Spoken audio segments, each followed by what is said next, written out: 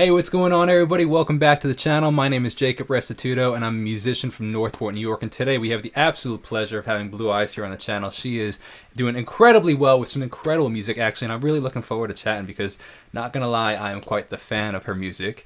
So she is Oh, on TikTok and all the other platforms. So on TikTok with over almost 250,000 followers at the moment. So, Blü Eyes, thank you so much for taking the time out of your busy schedule to chat.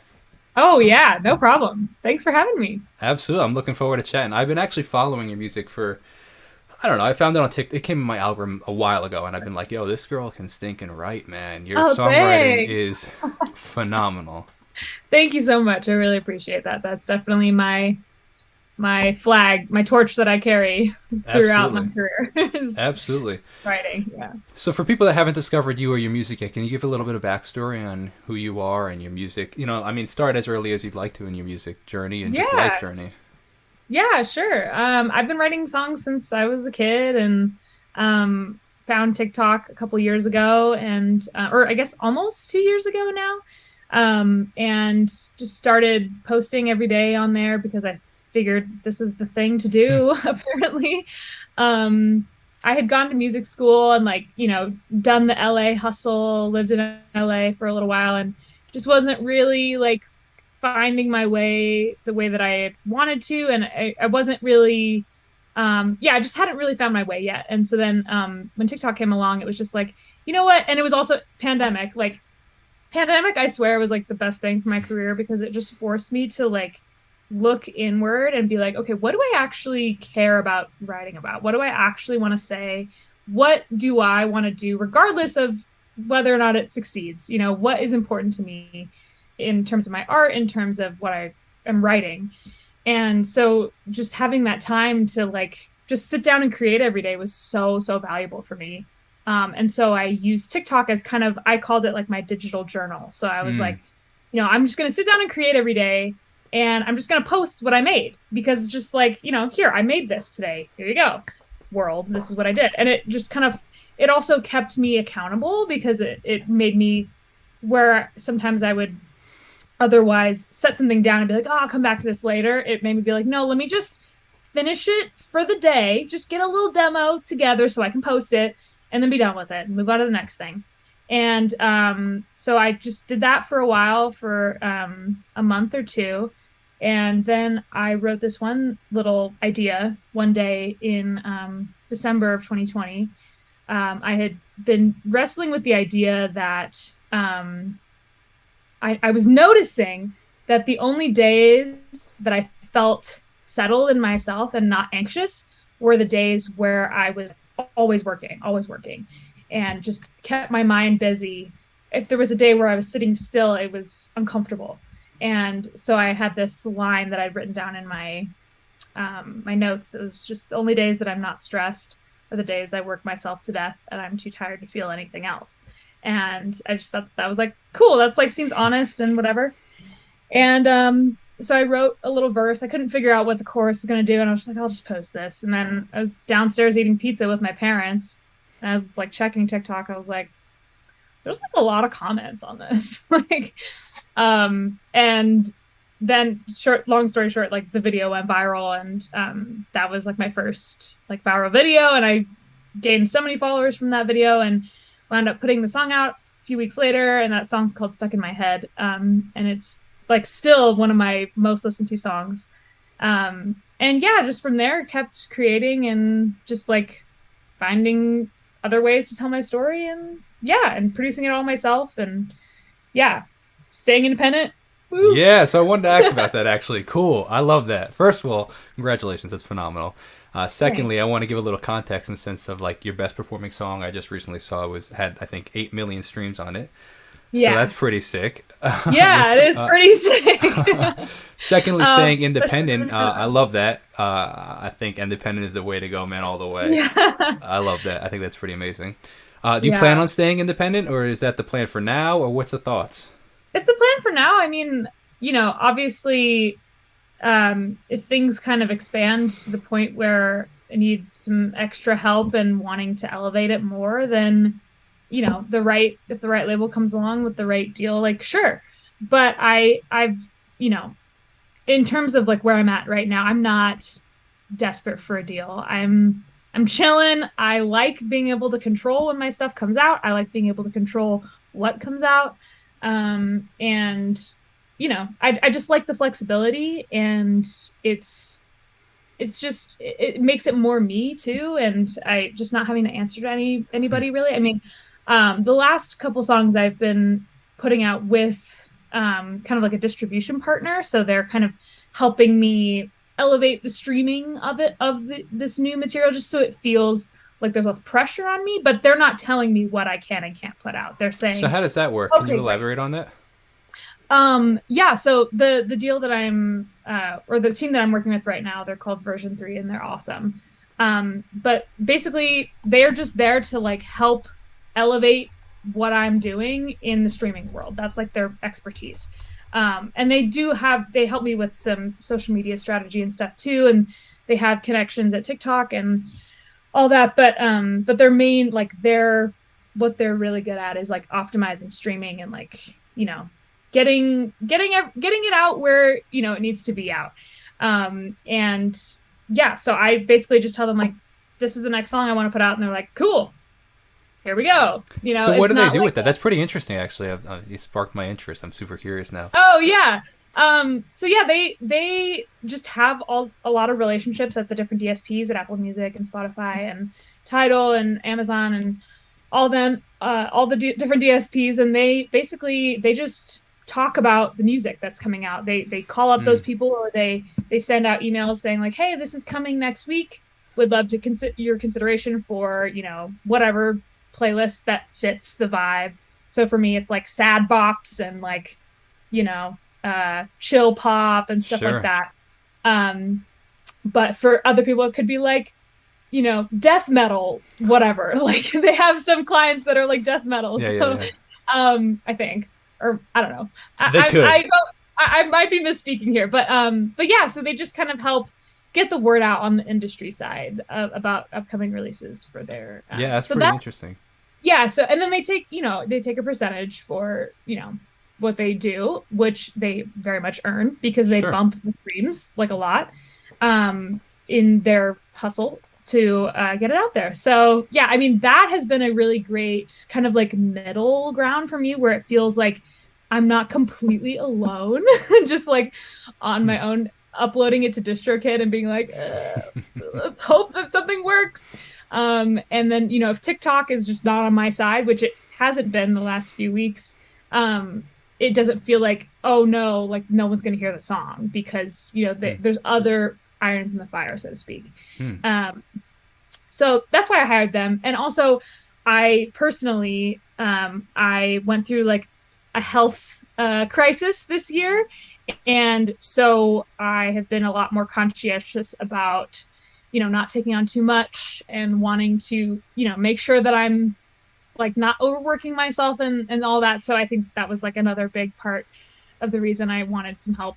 Just because I'm the queen of powering through. Like I will power through all day and then I will regret it. So yeah, but that's kind of, so I guess the plan right now is just, keep releasing music and stay independent and, be in control. And then if the right partner comes along at the right time where it like makes sense, then yeah, I'm open to it, but I'm not like striving for it. I need a record deal right now. Like 100%. Nobody needs a record deal. No offense to the people that work in that on that side of things. Like I know that they all work really hard to do their jobs, and it's just it's just you have to be, I think that there's like a time and place for that, and it's not always at the beginning, because at the beginning you're still figuring yourself out. So like, why would it serve you better to like have someone else figure you out for you, when like the whole point of you being an artist is to like express yourself? Like I have friends that are with labels, and they have told me like the creative control is insane. Oh yeah. Don't do it. Absolutely. So, yeah. So that's my plan. Absolutely. I love that. I totally relate to that. I would love, you said something in that struck an interesting chord, and I'm super curious to hear about it. As a musician myself, and as somebody that makes a lot of content myself, I would love to hear your perspective. You said lately TikTok hasn't been on my side. Obviously, you're talking about the algorithm and all, whatever the case is, like however it works, right? And I relate to that, and I think that that's a super unique. I don't know what you'd call it, trait or thing that people that are, or musicians that are, growing up in this social media TikTok era, have to deal with to some degrry, figure out, right? Very specific type of anxiety. Yeah, and like a computer doesn't care about me. What? Well, exactly, right. It's so interesting. Or the fact that you think that you have some of the best content you've ever put out, and then it flops, or then you put out something that's like, hey, I just filmed this in 13 seconds, and then it's phenomenal, right? Who knows the answer to that? I don't think we ever will. Otherwise, we'd all be billionaires, right? But even TikTok doesn't understand TikTok. I have seen it. Even like the people that work there, I've had meetings with them where they're like, "Oh, Lord Algo's gonna do what Lord Algo's gonna do." Sounds like the guy from Shrek. That's funny. Yeah. Lord Farquaad. Yeah, exactly. Lord Algo's just like in his throne with like this. For real? Oh my gosh. That's what I guarantee. It's the same color as everything as TikTok. Yeah. Oh my god, this needs to be a meme. For real. For real. That's too funny. Yeah. I would love to hear your perspective though. Like, so I think we all relate to that, but now how do you personally handle that? Because I think that that's the harder part. It's like, okay, everybody feels that way, but now what do you do once you feel that way? Yeah, I mean, it's a constant journey for me. The way that I've been handling it this time is just because, okay, so with my last song release, the song did decently well on TikTok. It didn't go viral or anything, but which song was this? It's a song called Rest in Peace that I put out in May.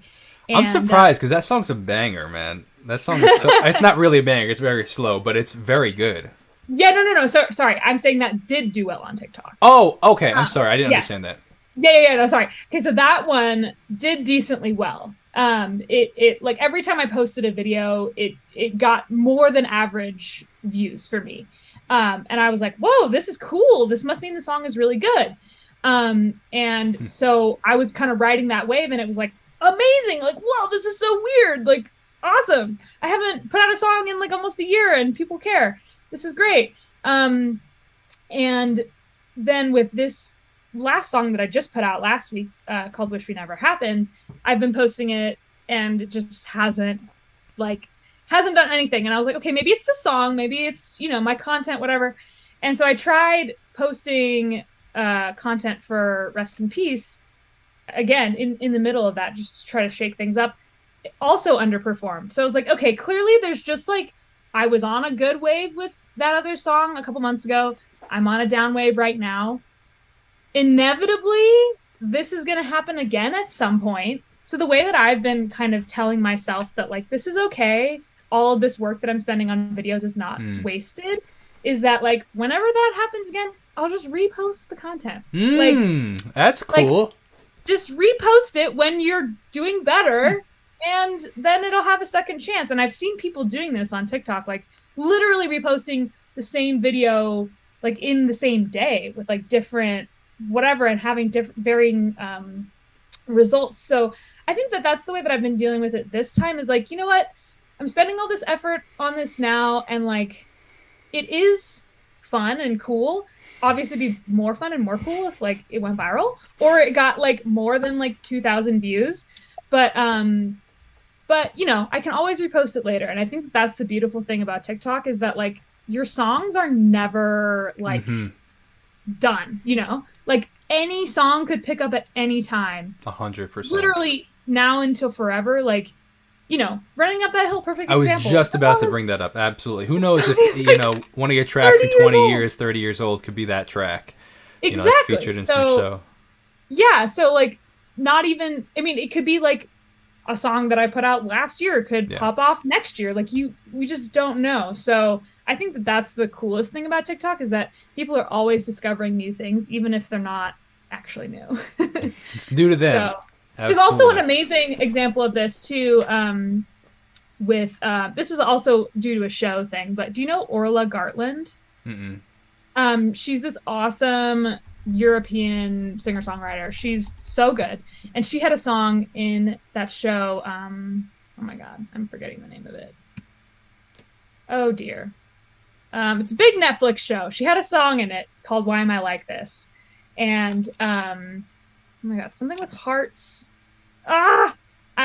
It'll come to me. But she had this song in this show, and the song is 3 years old for her. It's like came out in 2018 or 2019 or whatever, and it did like crazy. It's got like 30 million streams now, and she's like an indie artist. Like, that's insane. And that can happen like at any time, 100%. And I think that was due to the show, but also due to TikTok for sure. Yeah. It's also really interesting because I want to add on to what you said. I totally relate to and agree with everything you said. And to add on to it, it's my perspective to some degree is like, that's never going to stop, in the sense of like the wave is never going to stop. Yeah. When we, when the song, say the song has 100 million streams, it's to some degree being like, well, my last song had 170 million streams. Like it's just different levels though, right? But it'll never stop. Like, yeah. Some of Taylor Swift's albums do better than others, and if you're like, if you don't learn to deal with that now, it's going to be a lot harder when there's millions of dollars on the line, kind of thing. Exactly. Yeah, I mean, yeah, you just gotta like. I'm reading this book right now that I would recommend every single creative read. Hang on, I'm gonna go get it. That's how good it is for creative people. Okay, this book. Oh yeah. I read that. You read it? Phenomenal. Absolutely. It is so good. Okay.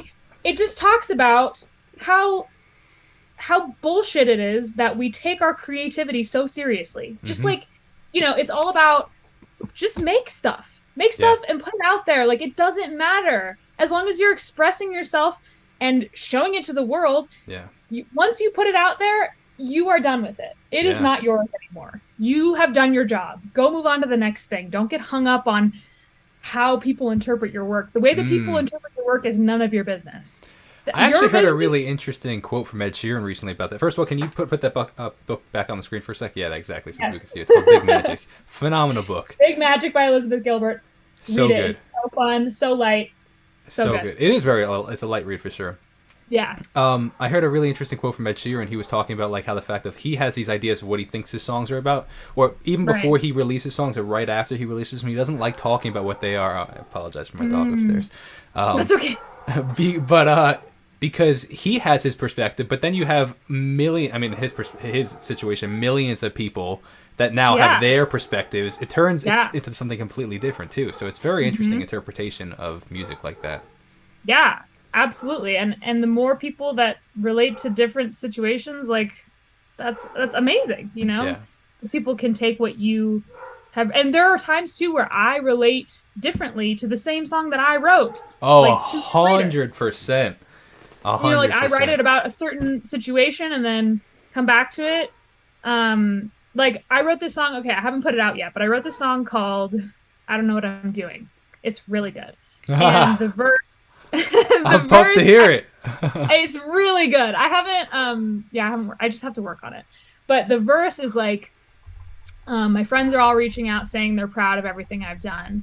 And like, but basically like, I don't know what I'm doing, And at the time I had written it about like, I was doing well, like TikTok was happening for me. Like I was getting, a bunch of people reaching out to me, like, my career was starting to happen and people were reaching out, But then I went through this health crisis this last year where I, basically was unable to do anything for like 6 months. And so then I re-listened to this same song like a couple months ago, and hearing it in that context, like my friends are all reaching out saying they're proud of everything I've done. That was happening to me. Of people saying, I'm so proud of you, like you're better and like you're doing well.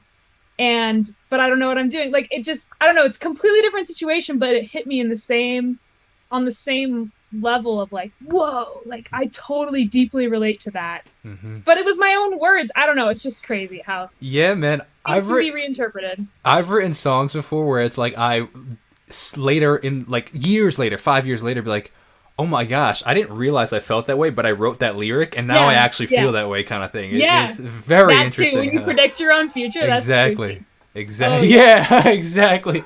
Yeah, that's why. Okay, creativity is freaking magical. It is straight magic. Anyway. Oh, Yeah. I love that. You had mentioned you have to work on it more. You mentioned the fact that you're self-produced. Yeah. Your production is phenomenal. Thank you. Absolutely. Thank you. I love producing. It's so fun. Oh my gosh, absolutely. So do I. It's part of the. I actually, to some degree, I don't know if you'll relate to this, but I kind of like producing a little bit more than songwriting. Songwriting is hard work. Yeah, for me. songwriting is definitely the art that I take more seriously than the production. So I have more fun with the production than I do with the writing, because it is hard work coming up with words, figuring out how to say things, how to make the words hit just right, how to make the melody sit right with the words that you've chosen. There's all kinds of things that are really, it requires a lot of energy in your brain. Production is more like a video game to me. It's like, let me try this. Oh, let me try and beat the boss this way. Oh, okay, that didn't work. Let me run around and refuel and then try this. It kind of releases similar chemicals in my brain to when I would play video games as a kid. I don't play video games anymore, but production is my video game. I hear you for sure. I relate to that. Yeah. So you had mentioned. So how does the relationship with Davin work then? Because I actually just spoke with Davin a week ago. Yeah, that's awesome. Yeah, cool guy. Yeah, Davin is the best. I got connected to him through his old publisher. She doesn't work there anymore, but she just cold emailed me and she was like, "Hey, my writer Davin, I think he would work well with you. He did these songs, whatever." And I listened to those songs and I was like, "Dope! I like him. Cool." And then I did one session with him and we wrote this song called "If I Were a Friend," which immediately I was like, this is such a good song. What the heck? And the process working with Davin, just to speak to your question, is the most fun ever. Hang on, I need to plug in my computer because it's gonna die. Working with Davin is literally the most fun, I think, creative relationship that I've ever had. It is so free and open, and we send stems back and forth, and we try different things. We're always open to each other's ideas. We really trust each other creatively.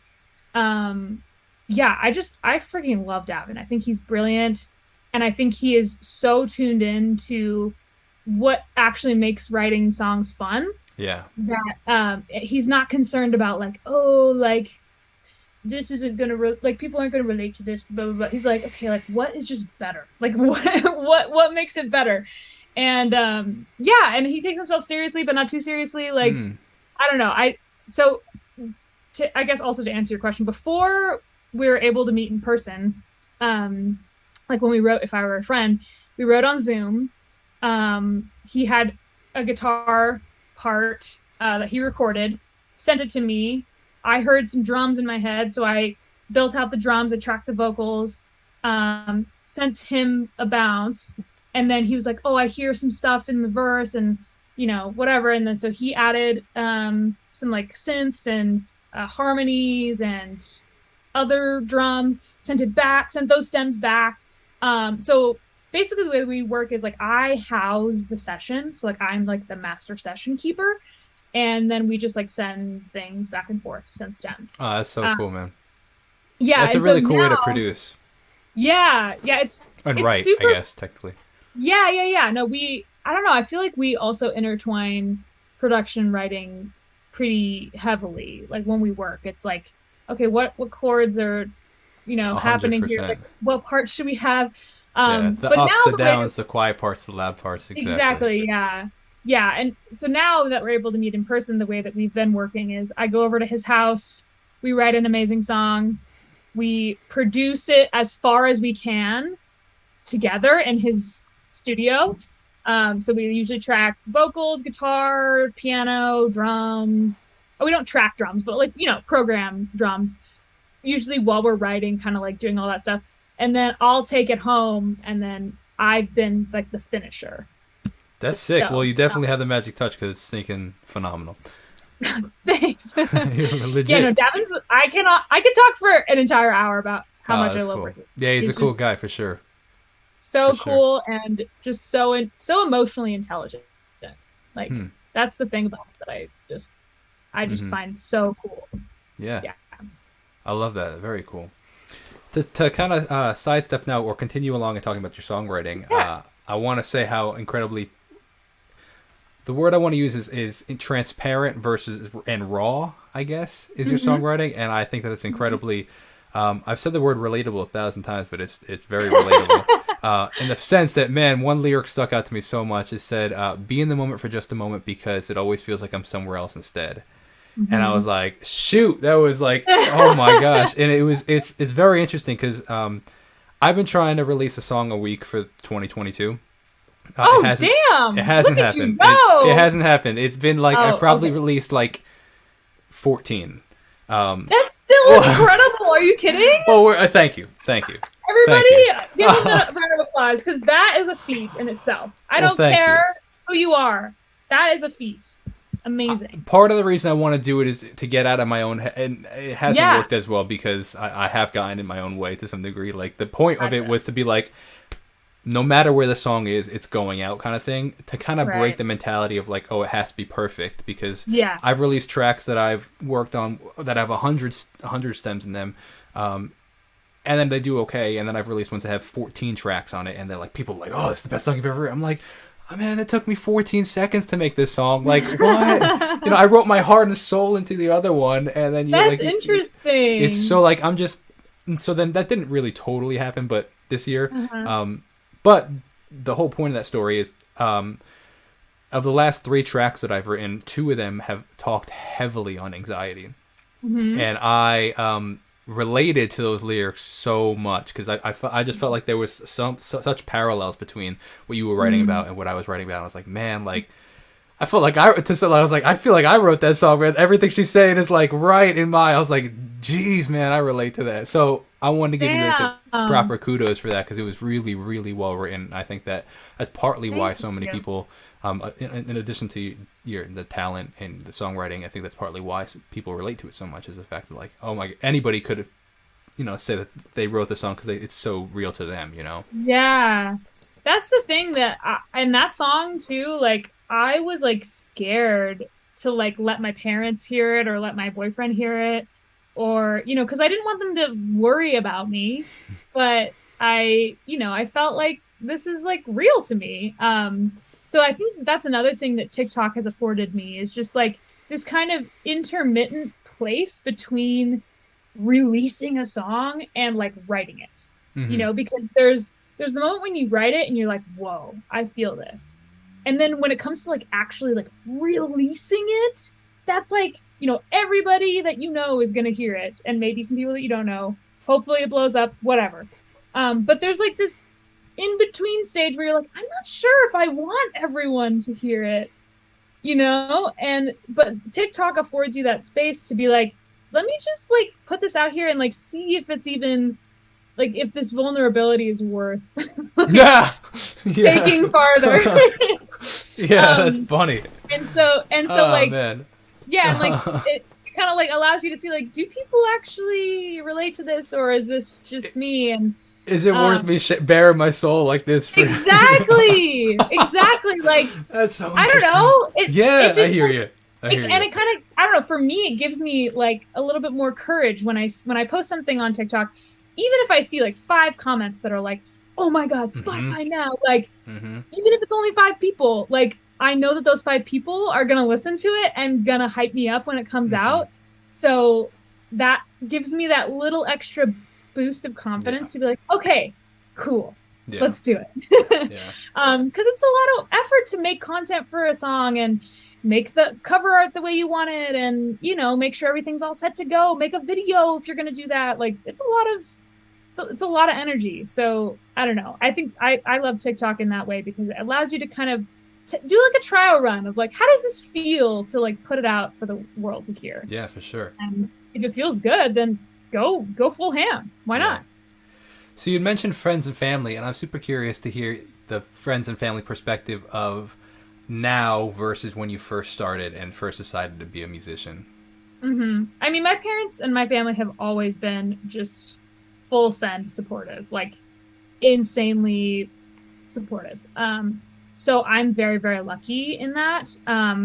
But I will say I think it's just been a shift in my own relationship, with myself and with my own work. Because I feel confident now that I am able to, like, I'm doing this and I'm making money doing it, and people care about what I'm doing, and their lives are improved because of what I'm making. Like, I am doing something important. I'm an adult now,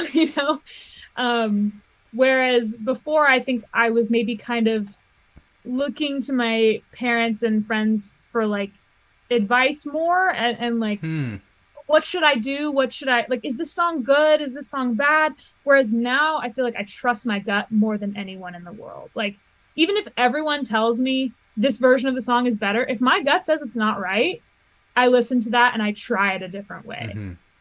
Because that, I think that, yeah, now having seen what my gut has afforded me to do, I've just seen how valuable it is in kind of directing my creative decisions. So I think it's just been a shift in like my own confidence, more than like my family's support, because they've always been supportive, even when I was writing terrible songs and I had a terrible voice, and I would play at the coffee shop for literally 10 people that were all people that they brought.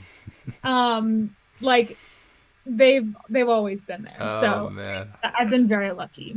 Yeah. Yeah, I hear you. Yeah.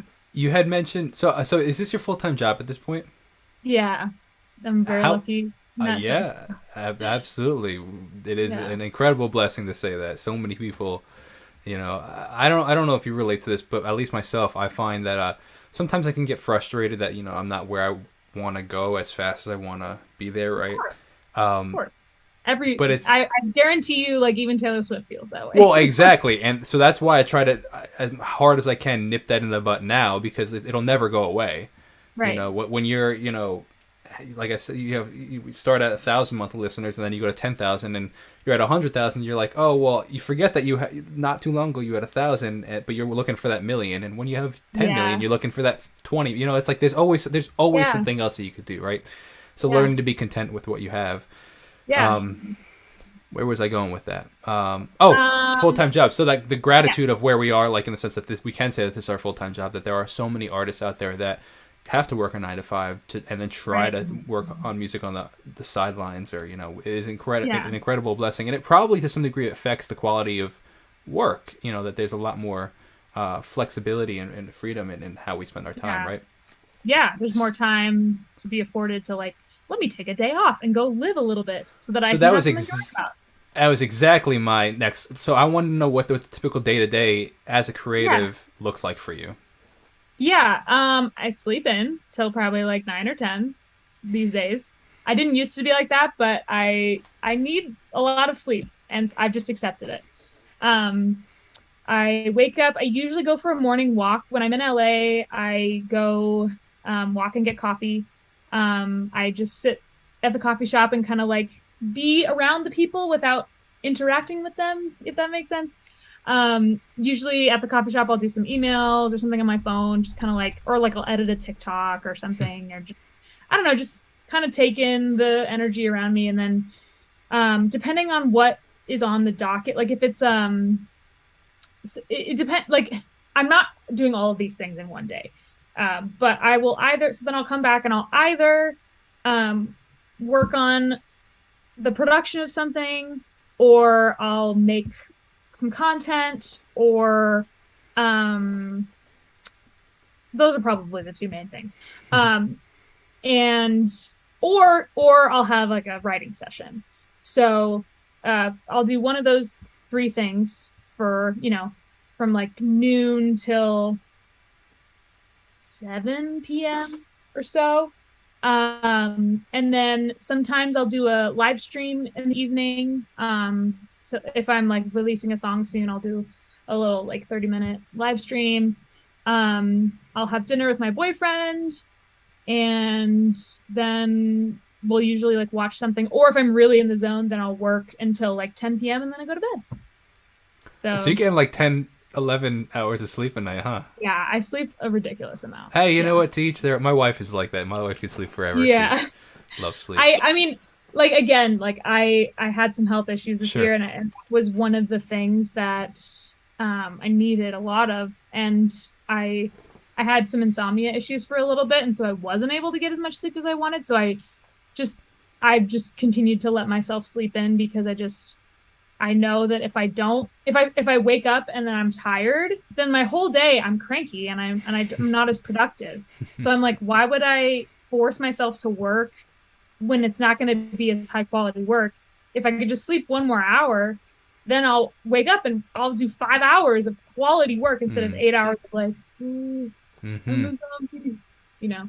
Yeah. So, How do you manage the pressure of there's always more things that you could do? As somebody that's self-employed, how do you manage the pressure of there's always more that you could do? uh, yeah, that's an issue for me. I mean, at a certain point, you just got to be like, I've used my time the way that I wanted to or needed to today. If that day was spent like the other day, okay, last week was crazy because I had put out a song. So I had been every day just like, grrr, and I'm visiting my parents right now in Lake Tahoe and the weather's beautiful. So over the weekend, I sat on the beach and read this book.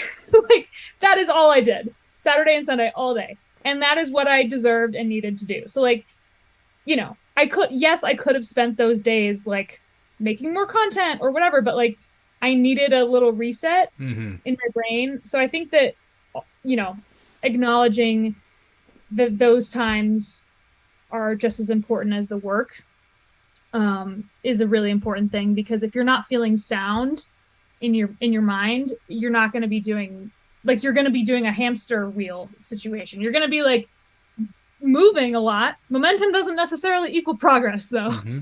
That was like Yeah. one of my favorite quotes from one of my college professors is like, if you're moving forward and you're going in circles, like you might think that you're doing a lot, but you're not getting anywhere. Whereas if you Yeah. just sit still for a second and take one step forward and then another step forward, then you're getting somewhere. It's a big difference So between being productive or being busy and being productive. exactly, exactly. And I think another thing that I do is I check in a lot with myself and ask, am I having fun right now? Mm. Am I enjoying this, what I'm doing? If I'm not, step away. Because Yeah. if I am not enjoying myself, that energy is going to find its way into whatever I'm making. And no one's and it's just gonna make the work itself bad. So Yeah. if I'm working on a song and I'm forcing myself to muscle through it because I don't really want to work on it right now, work on it tomorrow because if you're not enjoying yourself while you're working on your song, the final product is going to sound like you weren't having fun making the song, Mm-hmm. like guaranteed. Mm-hmm. So, and same with content. If I'm making content, and I mean, obviously, there's many days where I'm like, I have to make content. But then once I start getting into it, I'm like, okay, Sure. this is fun. You know what I mean? Sure. But yeah, so I check in a lot with myself. Am I having fun? If I'm not having fun, and I don't have a deadline, then pick it up tomorrow. I don't Yeah. know. It's Absolutely. really important. I hear you. Very much so. What is something that you're currently like musically really enjoying that like you maybe new to you or something like that? You know, what are you enjoying as a listener of music? Oh, like a song or an artist or Sure, something. exactly. I'm trying to think.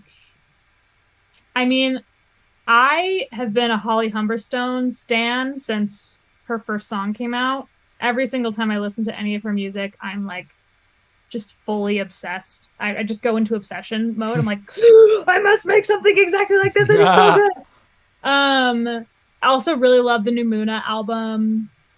The Harry Styles album was great, fun. I wasn't like I don't know. I wasn't like I need to listen to this 10 more times, but it was really cool. Um, Always a big Lizzie McAlpine fan. Yeah, I don't really have like a specific song that I'm like replaying over and over Sure. and over again right Sure. now. But yeah, Holly Humberstone is just my always my go-to. She's so good. Yeah, absolutely. What does the future of performance look like for you? Any live performance coming up? I would love that. I do not have a booking agent yet. And I don't really want to take on the burden of being in charge of my live shows because I've done that before and I know how much energy it takes, and I would Yeah. rather reserve that energy for writing and producing and making content because that is where I'm gonna actually be able to move the needle myself. Mm. Whereas like booking shows for like small venues, like that used to be the way to get yourself out there, but Oh, now sure. A it's hundred not. It's like percent. once you're out there, then you Yeah, go. Um, absolutely. but yeah, I am hoping to do a local show in LA in October. We're gonna, I don't know if it's finalized yet, but we're gonna maybe make something happen. I'm also planning on releasing an EP before the end of the year, Oh, cool. so hopefully going to be doing some sort of thing to celebrate that. But I one of my goals for 2022 was to book a tour. So I would love to make that happen before the end of the year, but I'm just putting it out there into the universe, but I'm not like forcing anything. Because I played in bands and stuff and we traveled, and oh my God, it was like I wore myself down for like something that wasn't worth it. And so I am not going to make that mistake again with this project because I don't want to uh, start off having a bad relationship with touring. Hmm. I want to be ready to work hard, obviously, and schlep and do all the things, but I want to come home and feel like, yeah, that was worth it. That For was sure. that was a lot of work, and I'm gonna sleep for a month now, but like that was worth it. As opposed to feeling like I didn't make any money and I didn't make any new fans, so like what was the point? Kind of Yeah, a feeling. all that exhausting work for what to some degree. Just for some like cool Instagram posts, maybe, No. like with the tour poster, like Oh it's man. not it's not worth it. So yeah, I mean I would love to go on tour, even do a few shows around, and because I know I have fans out there that are dying to see me live. So but yeah, I'm not gonna force it or rush it Hmm. into for something that's like, not the best situation. Sure, So absolutely, yeah. for sure. So I really appreciate your time and chat and everything. And one question I love to ask people when we wrap it up is: currently, where you are in your stage of your career, what is one thing that you know now in your career that you wish you knew when you first started? I wish I knew that other people's opinions don't matter. Or let me rephrase that. What I said earlier about my gut being the most important voice in the room, that I wish that I had known that earlier. I wish that I had listened more to what what moves you, what makes you excited, Mm. what gets you amped up and just feeling like dizzy with like, this is so crazy and so cool. What is that? Do more of that. As opposed to like, oh, this is what I need to do to become a successful Mm. songwriter or performer in the music industry. Because that is always changing and always evolving, and people are constantly inventing new ways to be successful at that.